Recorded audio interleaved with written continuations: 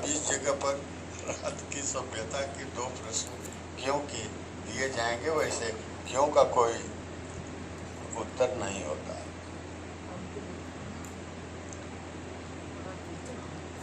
मनुष्य के अंतर मन में परमात्मा के प्रति असीम श्रद्धा जब उत्पन्न हो जाती है, जब सिर्फ श्रद्धा ही व्यवहार करने लगती है और किसी भी प्रकार की जिज्ञासा, किसी भी प्रकार का अपने हृदय के अंदर विचार का उत्पन्न होना जब बंद हो जाता है, जैसे किसी झील के अंदर बिल्कुल शांति, कहीं पर कोई लहर नहीं, और उस परम शांति में अगर गूंजे तो परमात्मा की श्रद्धा की बात गूंजे।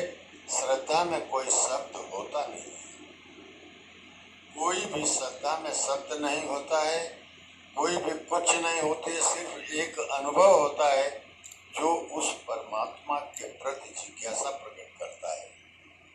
और यह स्थिति जब किसी भी मानव की हो जाती है तो उस स्थिति को बहुत महत्वपूर्ण स्थिति मान करके हमें सोचना है कि हमारा जीवन सही रूप से परमात्मा के सामने है,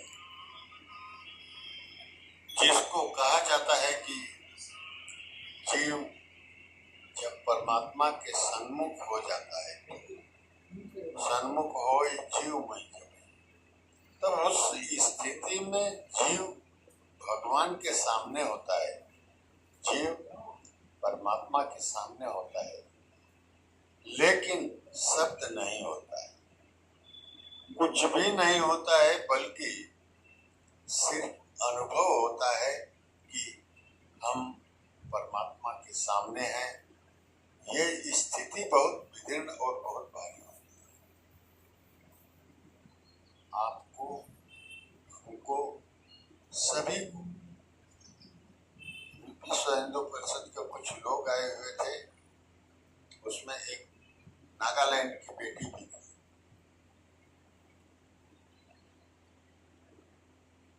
वह कई प्रकार के अपने धर्म के बाबत चिंतन लेकर के आई थी। जिज्ञासा कम समय होने से कुछ उसने जिज्ञासा तो नहीं किया, लेकिन मुझको ऐसा लगता है कि वो कुछ लेकर के गई, लेकर के यूं गई कि मैंने एक शब्द की लाइन कही थी। वह लाइन थी कि वह शक्ति हमें तो कृपा निधे कर्तव्य मार्ग पर डट जाएं, पर सेवा पर उपकार में हम जग जीवन सफल बना जाएं। कदाचित एक मनुष्य इस तरह की स्थिति अगर अपने में उत्पन्न करता है तो उसको तरह तरह के विषयों के संघर्ष से बचत हो जाती है। वह तरह तरह के विषयों के अंदर मिलने वाले जो संघर्ष हैं, जो विचार हैं, जो तरह तरह की आपदाएं हैं, ये विचार से ही तो मनुष्य परेशान होता है, विचार से ही मनुष्य परमात्मा की गोद में चला जाता है।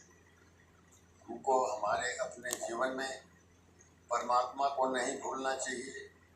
ईश्वर सर्वोपरि है, ईश्वर इस जगत का नियंता है, ईश्वर ही इस संपूर्ण जगत का ध्याता है, धरता है, करता है, सब कुछ वही तो है। हम लोगों को भी परमात्मा ने यह कहा है कि तुम तपस्या करो, खेतों में भी करो तो तपस्या करो, उससे हमारा भौतिक बनेगा।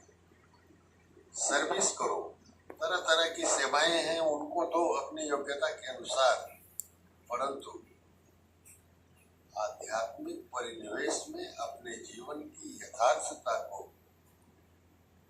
कहीं न कहीं किसी भी स्थिति में रखो। अगर आपके हृदय के अंदर उस परमात्मा के प्रति प्रेम है तो कम नहीं है। यह कलयुग का समय है।